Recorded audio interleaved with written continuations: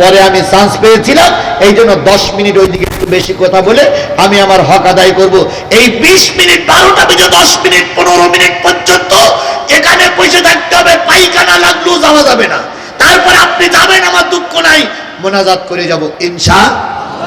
পরবর্তী আয়াত, ইন্নাল্লাযীনা ক্বালু রব্বুনা আল্লাহু সুম্মা ইসতাকামু তাতানাজ্জালু আলাইহিমুল মালায়েকা, নিশ্চয়ই যারা বলে আমার রব হলো আল্লাহ, নিশ্চয়ই যারা বলে আমার রবের নাম কি আল্লাহ, এই কথা বলেন কি বলে আল্লাহ।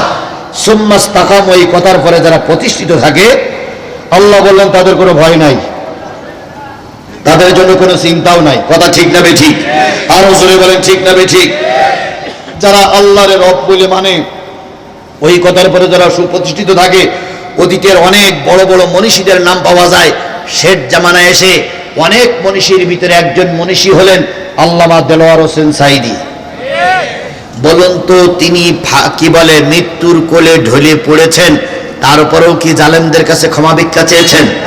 এই কথা বলেন, জালেমদের কাছে ক্ষমা ভিক্ষা চেয়েছেন? আচ্ছা বলুন তো, তিনি এখন মারা গেছেন, তার জনপ্রিয়তা বাংলাদেশের সবচেয়ে বেশি না কম? আজহারীর মাহফিলে 10 থেকে 15 লক্ষ, 20 লক্ষ, 30 লক্ষ লোক হচ্ছে।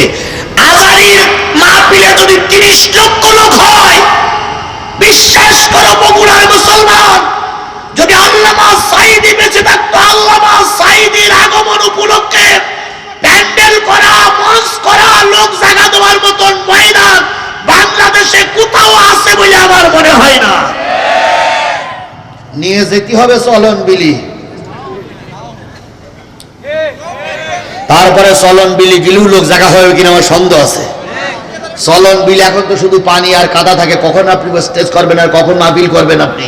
সুতরাং এত বড় একজন জনপ্রিয় ব্যক্তি মৃত্যুর কোলে ঢলে পড়েছেন, তবু বাতিলের কাছে মাথা নত করেননি, কারণ তিনি জানতেন আমার হায়াতের মালিক কে, আমার মৃত্যুর মালিক কে, আমার রিজিকের দায়িত্ব কার হাতে।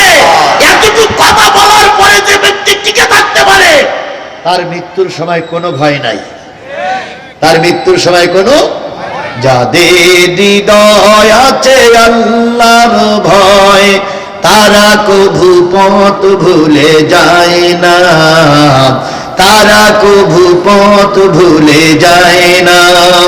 আল্লাহর প্রেম ছাড়া এই দুনিয়ায় কারো কাছে কোনো কিছু চায় না। রাতের আধারে যারা সেজদাতে রয়, দু চোখের অশ্রুতে নদী যেন বয়, ছলনার হাত চানি যতই আসুক, ছলনার হাত চানি যতই আসুক, পিছনে ফিরেও তাকায় না। যাদের হৃদয় আছে আল্লাহর ভয়, তারা কভু পথ ভুলে যায় না। ইসলামের পক্ষে যারা থাকে তারা কারোর কাছে কোনো ভয় পায়? আরো জোরে বলেন ভয় পায়? কারে ভয় পায়?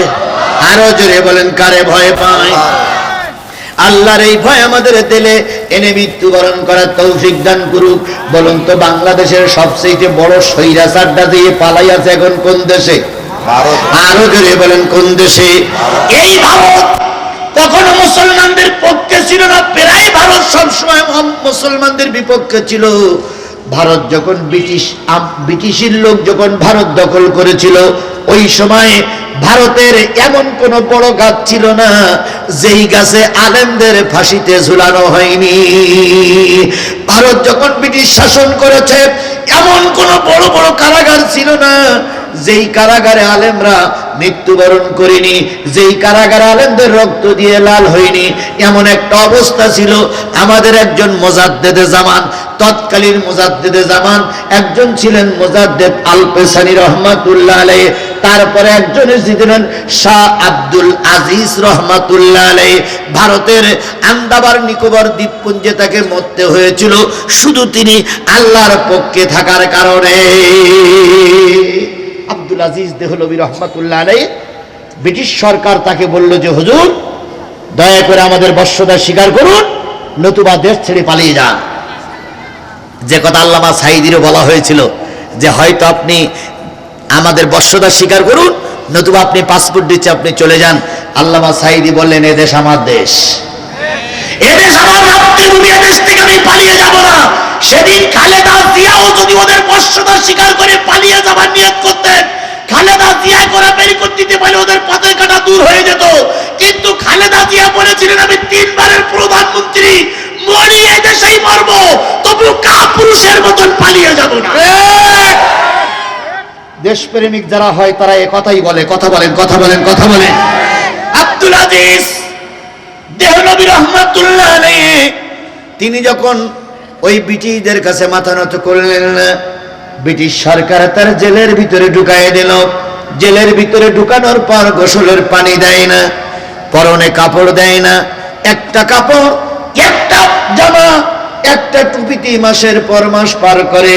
আমি যেরকম বললাম, আয়না ঘরে 5 দিন রাখা হয়েছিল, পেশাব করার পরে পানি নিতে দিত না, পায়খানা করার পরে জায়গাটা পরিষ্কার করতে দিত না। আমি যখন কাপড় নিয়ে কাপড়টা খুলে যখন বাইরে দিয়েছিলাম, আমার পরিবারের সবাই কাপড়টা দেখে হাউমাউ করে কেঁদেছিল আর বলেছিল, কতদিন জানি একই পায়খানা জামায় লেগে আছে, কতদিন জানি একই পেশাব পায়জামায় লেগে আছে। ও আমার বন্ধুরা, ও আমার ভাইরা, আব্দুল আজিজ দেহলভী রাহমাতুল্লাহ আলাইহির ডাক শুনে হাজার হাজার মানুষ কোরআন শুনতে আসে, হাজার হাজার মানুষ বক্তৃতা শুনতে আসে। সেই লোকটি শুধুমাত্র ইন্নাল্লাযীনা ক্বালু রাব্বুনাল্লাহ এই কথা বলার কারণে জালেমেরা তাকে কোথায় ভরে রেখেছে? জেলখানায়। জেলখানায় খাবার নাই, পানি নাই, গোসলের পানি নাই, একটা মাত্র কাপড় দিয়ে তিনি চলতেছেন। ইত্যবসরে সরকার বাহাদুর যেয়ে বলল, হুজুর, ভারতবর্ষে আপনি একজন নাম করা মুফাসসির, আপনার কথা শুনে মানুষ পাগলের মতন, পিঁপড়ার মতন ছুটে আসে, মৌমাছির মতন ছুটে আসে। শুধু একটা বার যদি আপনি আমার বশ্যতা স্বীকার করেন, আপনাকে রাজদরবারের একটা উচ্চ পদ দিয়ে দেব, আপনাকে উচ্চ সম্মান দিব, আপনার খাওয়ার ব্যবস্থা, থাকার ব্যবস্থা করে দিব। আহত বাঘের মতন আব্দুল আজিজ দেহলভী গর্জন করে উঠে বললেন, শরীরে শেষ রক্তবিন্দু থাকা পর্যন্ত জালিমের কাছে মাথা নত করব না। আব্দুল আজিজকে অনেকবার লোভ দেখানো হলো, কোন লোভে যখন আব্দুল আজিজ মাথা নত না করলেন, শেষ পর্যন্ত সরকার বাহাদুর চিন্তা করল আব্দুল আজিজকে মেরে দিতে হবে। যদি আব্দুল আজিজকে ফাঁসির মঞ্চে মেরে দেওয়া হয়, গোটা ভারতবর্ষে বিরোধিতা শুরু হবে। যদি গুলি করে মারা হয়, বিরোধিতা করবে। যদি আব্দুল আজিজকে জেলের ভিতরে ভরে রাখা হয়, যত মুসলিম আছে সব কালেমা পড়ে মুসলমান হয়ে যাবে। তাই ওই ব্রিটিশ সরকার ভারতের সরকারের সহযোগিতা নিয়ে টার্গেট নিল, আব্দুল আজিজ দেহলভীকে আন্দামান নিকোবর দ্বীপপুঞ্জে ফেলে রাখা হবে। সেখানে পানি নাই, খাওয়ার নাই, বাঘ ভাল্লুকের আনাগোনা, সেখানে ধুকে ধুকে মারা যাবে, সেখানে পানি পাবে না, গোসলের পানি নাই, খাওয়ার নাই, বাঘে এসে খেয়ে ফেলবে, হাড় কঙ্কাল যেগুলো থাকে ওখানেই পড়ে থাকবে। তখন কোনো মানুষের বসবাস সেখানে ছিল না। এখন অবশ্যই ভারত সেখানে বসবাসের জায়গা করে দিয়েছে। এই আন্দামান নিকোবর দ্বীপপুঞ্জে নিয়ে যাবে শাহ আব্দুল আজিজ দেহলভীকে। তিনি বলেছিলেন, আল্লাহ আমার রব, এই কথা বলার অপরাধে তাকে নিয়ে যাবে। এবার মাইকিং করা হলো, গোটা ভারতবর্ষের কলকাতা জুড়ে মাইকিং করা হলো, হুজুরকে নিয়ে যাওয়া হবে আন্দামান নিকোবর দ্বীপপুঞ্জে। হাজার হাজার ভক্ত, হাজার হাজার নারী পুরুষ দুই পাশে লাইন দিয়ে দাঁড়ায় আছে, কখন হুজুরকে নিয়ে যাবে। সকালবেলা সব লাইন দিল, ঠিক দুপুরের পর আব্দুল আজিজের কোমরে একটা বিরাট গরুর দড়ি বাঁধা হলো, হাত বাঁধা অবস্থায়, পা বাঁধা অবস্থায়। কতদিন জানি গোসল করতে দেওয়া হয় না, কতদিন জানি খাওয়া দেওয়া হয় না, কোমরে দড়ি বেঁধে চোরের মতন, ডাকাতির মতন টেনে টেনে নিয়ে যায়। আব্দুল আজিজ এক পা উঠায় আর এক পা উঠাইতে পারে না, আর এক পা উঠায় আর এক পা উঠাইতে পারে না। এভাবে করে ভক্তবৃন্দ দুই পাশে দাঁড়িয়ে দাঁড়িয়ে চোখের পানি ফেলে কান্দে, কিন্তু একটা ভক্ত প্রতিবাদ করতে পারে না। প্রতিবাদ করলেই জালেমদের রোশানালে পড়া লাগবে। আব্দুল আজিজ যাচ্ছে, যেতে যেতে যেতে যেতে যেতে যেতে ঠিক মাস পয়েন্ট পর্যন্ত এসে গেছে। হঠাৎ করে দেখা গেল এক সাইড থেকে একটা নারী, মায়েরা ভালো করে শুনবেন, একটা নারী ছোট্ট ছোট্ট 3টে মেয়ে সন্তান নিয়ে আব্দুল আজিজের সামনে এসে দাঁড়ালেন। ওই মহিলাটার বোরকা পরা ছিল, মহিলাটার আপাত মস্তক ঢাকা ছিল, কে এই মহিলা চেনা যায় না। হঠাৎ করে ওই নারী আব্দুল আজিজের সামনে এসে বলতেছে, স্বামী তুমি তো যাচ্ছ আল্লাহর সন্তুষ্টি অর্জনের জন্য, আমাদের জন্য কি নসিহত করে গেলে? আব্দুল আজিজ থমকে দাঁড়ায় গেলেন, স্ত্রীর মাথায় হাত দিয়ে বললেন, সহধর্মী রে, ধর্মের পথে থাকার কারণে তোমার কোনো হক আমি আদায় করতে পারিনি। ছোট্ট মেয়েটি বলতেছে, আব্বু আমাদের ফেলাই রেখে তুমি কোথায় যাচ্ছ? আরেকটা মেয়ে আর হাত ধরে বলতেছে, আব্বু তোমার কোমরে দড়ি বাঁধা কেন? তোমার পায়ে বেড়ি পরানো কেন? তোমার হাত কড়া পরানো কেন? তুমি কি চুরি করেছো নাকি ডাকাত করেছো? আব্দুল আজিজ হাত বাঁধা অবস্থায় মেয়েটির মাথায় হাত দিয়ে বলতেছে, মারে তোর বাবা চোর নয়, তোর বাবা ডাকাত নয়, তোর বাবা খুনি নয়, তোর বাবা ইমানের পরীক্ষায় পাশ করেছে, তাই ওরা আমাকে নিয়ে যাচ্ছে পুরস্কার দেওয়ার জন্য।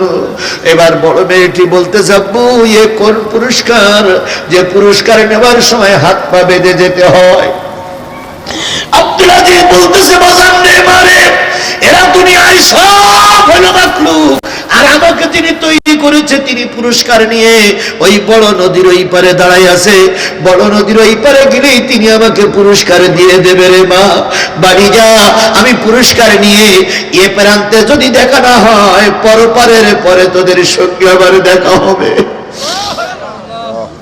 ঈমান আনার মতো সহজ জিনিস নয়, ইমানদার বলাটা সহজ জিনিস নয়। তুমি ইমানদার বললে আর তোমার পরীক্ষা দেওয়া লাগবে না, এটা হতে পারে না। ইমানদার বলার পরে অবশ্যই তোমাকে পরীক্ষার জন্য প্রস্তুত থাকা লাগবে। আব্দুল আজিজ দেহলভী রহমাতুল্লাহ আলাইহি স্ত্রীরে বললেন, ও আমার সহধর্মিনী, তোমার হক আমি ঠিক মতন আদায় করতে পারিনি। আমার বাচ্চাগুলো যখন আমাকে পাবে না, মা মা বলে, আব্বা আব্বা বলে যখন কাঁদবে, তুমি ওদের মা, তুমি ওদের বাবা, তুমি ওদের সান্ত্বনা দিও। তোর বাবা পরকালের জান্নাতে পাড়ি জমিয়েছে, তোরা গেলেও একদিন জান্নাত পাওয়া যাবে। ফুল বাগানে তোর আব্বা খেলা করতেছে। এই কথা বলে আব্দুল আজিজ দেহলভী যখন চলে যায়, আব্দুল আজিজের স্ত্রী হাত কেনা ধরে বলতেছে, স্বামী তুমি তো মালিকের পুরস্কার নেওয়ার জন্য যাচ্ছ, আমাদের জন্য একটু উপদেশ দিয়ে যাও। আব্দুল আজিজ বললেন, ও আমার স্ত্রী, আমি যে পথে চলেছি আমার বাচ্চাগুলো সহ তুমিও সেই পথে এসো, একই জান্নাতে তোমার আর আমার সঙ্গে দেখা হবে। আব্দুল আজিজকে নিয়ে যাওয়া হলো, আন্দামান নিকোবর দ্বীপপুঞ্জ ফেলাই রেখে আসা হলো। ওখানেই ঢুকে দিকে তিনি মারা গেলেন। তবুও তিনি বাতিলের কাছে মাথা নত করেন নাই। তাহলে ইন্নাল্লাযীনা ক্বালু রাব্বুনাল্লাহ, যারা বলে আল্লাহ আমার রব, লা তাখাফু ওয়া লা তাহজানু, তাদের জন্য কোনো ভয় নেই, তাদের জন্য কোনো চিন্তা নাই। ওয়া আবশিরু বিল জান্নাতিল্লাতী, তাদের জন্য রয়েছে জান্নাতের সুসংবাদ। ওই জান্নাতের সুসংবাদ নিয়ে আমরাও মৃত্যুবরণ করতে চাই কি চাই না? আমরা ওই জান্নাতের মালিক হতে চাই কি চাই না? তাহলে যদি ওই জান্নাতের মালিক হন, যে যে দল করুন না কেন, যে দলের পক্ষে থাকেন না কেন, অবশ্যই আপনাকে 5 ওয়াক্ত নামাজ পড়ার জন্য কোরআন আপনাকে আহ্বান করছে। কোরআন আপনাকে আহ্বান করছে ঈমান আনার জন্য। কোরআন আহ্বান করছে আপনি কয় ওয়াক্ত সালাত আদায় করবেন। এটা কি শুধু পুরুষের জন্য না নারীর জন্য? তাহলে মা বোন সকলের জন্য, ভাই বোন ব্রাদার সকলের জন্য দাবি হলো কোরআনের আহ্বান, আজকের থেকে 5 ওয়াক্ত সালাত কাজা করা যাবে। যুবকরা 100-র উপরে যুবক আমার ভাই বললেন, 100 যুবকের কাছে দাবি, 100 মাহফিল এক দাড়ি পাল্লায় যদি দাও, আর 1 ওয়াক্ত নামাজ কাজা করার গুনাহ যদি আর এক দাড়ি পাল্লায় দাও, জেনে রেখো নামাজ কাজার গুনাহটা যদি ভারী হয়ে যায়, আজকের থেকে নিয়ত করতে হবে নামাজ কাজা করা যাবে না। সামনে রমজান মাস, 30টা রোজা রাখবো। মা বোনদের কাছে অনুরোধ, 5 ওয়াক্ত নামাজ পড়বেন, স্বামীর খেদমত করবেন, কোরআন হাদিস মেনে চলবেন, দিন কায়েমের প্রতিষ্ঠার পক্ষে থাকবেন। মৃত্যুর পর পরে আপনি আল্লাহর জান্নাতি মেহমান। তাই সর্বশেষ দাবি, যতই কষ্ট হোক, যতই মুসিবত হোক, যতই বিপদ হোক, কিসের পক্ষে থাকতে হবে? কারা কারা কোরআনের পক্ষে থাকতে রাজি আছেন? 2 হাত উঁচু করে আল্লাহরে দেখান। জোরে একটা তাকবীর হবে না? রইত কবির আল কোরআনের আলো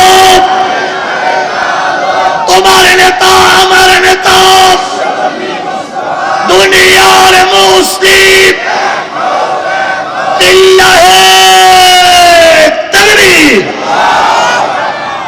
আল্লাহ আমাদের 5 ওয়াক্ত নামাজ পড়া অবস্থায় মৃত্যু দান করুক। বেঁচে থাকলে আবারও দেখা হবে ইনশাআল্লাহ, বেঁচে না থাকলে এই দেখাই আমাদের জীবনের সে দেখা আল্লাহ যেন পরকালের জিন্দেগিতে আপনার আমার সঙ্গে পরিচয় করাইয়া দেয়। সভাপতি সাহেব কি কথা বলবেন? আস্তাগফিরুল্লাহ রাব্বি মিন কুল্লি জামবি ওয়া আতুবু ইলাইহি লা হাওলা ওয়ালা কুওয়াতা ইল্লা বিল্লাহিল আলিয়্যিল আযীম। আল্লাহুম্মা আমিন। রব্বানা যালামনা আনফুসানা ওয়া ইল্লাম তাগফির লানা ওয়া তারহামনা লানাকুনান্না মিনাল খাসিরিন। রব্বানা ইন্নানা আমান্না ফাগফির লানা যুনুবানা ওয়া কিনা আযাবান নার। রব্বিরহামহুমা কামা রাব্বায়ানি সগীরা ওয়া কুল রব্বিরহামহুমা কামা রাব্বায়ানি সগীরা। মহিয়ান গরিয়ান সর্বশক্তিমান আল্লাহ, বগুড়ার শহরের উপকণ্ঠে, বগুড়া শহরের একবার মাঝ বরাবরে তোমার এই এলাকার গণ্যমান্য ব্যক্তিদেরকে নিয়ে, 2 দলের নেতাদেরকে নিয়ে, বিএনপির নেতারা আছে, জামাত নেতৃবৃন্দ আছে, সকলকে নিয়ে আমি গুনাহগার রাত 12টা কখন জানি পার হয়ে গেছে। দীর্ঘ সময় ধরে সূরা হামিম আস-সিজদার 2টা 3টা আয়াত পড়েছিলাম, 2টা আয়াত পর্যন্ত চলে গেলাম। 2টা আয়াতের কথা শেষ করে আলেম ওলামা, তাহাজ্জুদ গুজারি, ছোট্ট ছোট্ট মাসুম হাফেজে কোরআন আল্লাহ নারীদেরকে সঙ্গে করে নিয়ে রাত 12টার পরে হাত তুলেছি। আল্লাহ, এই কোরআনের মাহফিল আমাদের সকলের নাজাতের জরিয়া বানায়া দাও। কোরআনের মাহফিলের ইন্তজাম করলো একদল টকবকে যুবক, শোনার জন্য আসলো এলাকার মানুষ, বলার জন্য আসলো একদল আলেম। বিশেষ করে আমাদের সাতক্ষীরার এক তরুণ আলেম এখানে আলোচনা করেছে। আমার ছোটবেলা থেকে আমার স্নেহশীষ আল্লাহ হাফেজে কোরআন আল্লাহ তুমি কবুল করে নাও। আল্লাহ তাআলা মঞ্চে অনেক আলেম ওলামা বসে আছে, সবাইকে নিয়ে হাত তুলেছি। কোরআনের মাহফিল আমাদের নাজাতের জরিয়া বানায়া দাও। 2 টাকার থেকে শুরু করে 10,000 20,000 টাকা পর্যন্ত যে বাজারা দান করলো, সকল দাতারা দানগুলো আল্লাহ তুমি কবুল করে নাও। যে উদ্দেশ্য করে দান দিয়েছে সকলের উদ্দেশ্য পূর্ণ করে দাও। কেউ বা বাপ মার জন্য দোয়া চেয়েছে, কেউ বা স্বামীর জন্য দোয়া চেয়েছে, কেউ বা শ্বশুর শাশুড়ির দোয়ার জন্য দোয়া চেয়েছে, কেউ বা ছেলে মেয়ে বিবির জন্য দোয়া চেয়েছে, সকলের দোয়াগুলো কবুল করে নাও। বিশেষ করে আল্লাহ আজকের মাহফিলের সম্মানিত প্রধান অতিথি এলাকার জনপ্রিয় ব্যক্তি মুকুল সরকার, তিনি দোয়া চেয়েছেন ম্যাডাম খালেদা জিয়ার জন্য, তিনি দোয়া চেয়েছেন তারেক জিয়ার জন্য। এখন দেশ প্রায় নেতৃত্ব শূন্য হয়ে গেছে। জামাত ইসলামের বড় বড় নেতাগুলো সব ফাঁসির কাস্টে ঝুলেছে। জামাত এখন একলা নেতৃত্ব দিয়ে কষ্ট হচ্ছে বলে মনে হয়। এই সময় তারেক জিয়ার দেশে বড় প্রয়োজন, এই সময় খালেদা জিয়ার বড় প্রয়োজন। আল্লাহ তাদেরকে দেশে এসে হাল ধরে দেশের মানুষের একটা সঠিক পথে যাতে নিয়ে যেতে পারে এমন একটা পরিবেশ দয়া করে দান করে দাও। আল্লাহ তাআলা শহীদ জিয়ার পদচরণায় মুগ্ধ এই বগুড়ার মাটি, শহীদ জিয়া বগুড়ার মাটিতে শুয়ে আছে।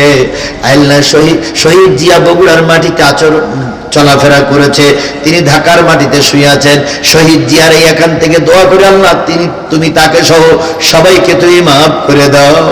আল্লাহ বাংলাদেশ জামাত ইসলাম দিন কায়েমের সিপাহসালার এশিয়া মহাদেশের সর্ববৃহৎ ইসলামী আন্দোলন বাংলাদেশ জামাত ইসলামের নেতা কর্মীরা শুধুমাত্র কোরআনের রাজ কায়েম করার জন্য এই জালেমের জুলুমের শিকার হয়ে শীর্ষস্থানীয় নেতাদের ফাঁসির কাস্টে ঝুলতে হয়েছে। এই বগুড়ার এমন কোন থানা নাই যেখানে শিবিরের রক্ত দিয়ে রাজপথ লাল হয়নি। ও বাবু, শিবিরের রক্তগুলো কবুল করে নাও, জামাতের নেতাগুলো কবুল করে নিয়ে তাদের রক্তের উপরে ইসলামের ঝান্ডা উড্ডীন হয়েছে। একটা বারের জন্য বাংলাদেশের মানুষকে দেখার তৌফিক দান করে দাও আল্লাহ। দেশ কোরআনের দেশ হয়েছে, আমার দেশ কোরআন দিয়ে চলছে, আমার সংসদ কোরআন দিয়ে চলছে, দেখে মৃত্যুবরণ করার তৌফিক দিয়ে দাও। যত নেতারা আজকে দাওয়াতে এসেছে সব নেতাদের আল্লাহ তুমি কবুল করে নাও। আগামী সংসদটা হলে একটা বারের জন্য হলো আমাদের দেশটারে কোরআনের দেশ বানায়া দাও। বাবু আল্লামা সাঈদীর সর্বশেষ স্বপ্ন ছিল 52টা বছর 50টা বছর কোরআনের দাওয়াত দিল। 13 বছর জেল খাটার পরে তিনি বলেছিলেন, আল্লাহ আমার সব ব্যথাগুলো দূর হয়ে যাবে যেদিন শুনবো বাংলার জমিন কোরআনের জমিন হয়ে গেছে। মানুষ যদি আমরা হাজার চেষ্টা করে, শত চেষ্টা করে যদি দেশটারে কোরআনের দেশ বানাতে পারি, আল্লামা সাঈদীর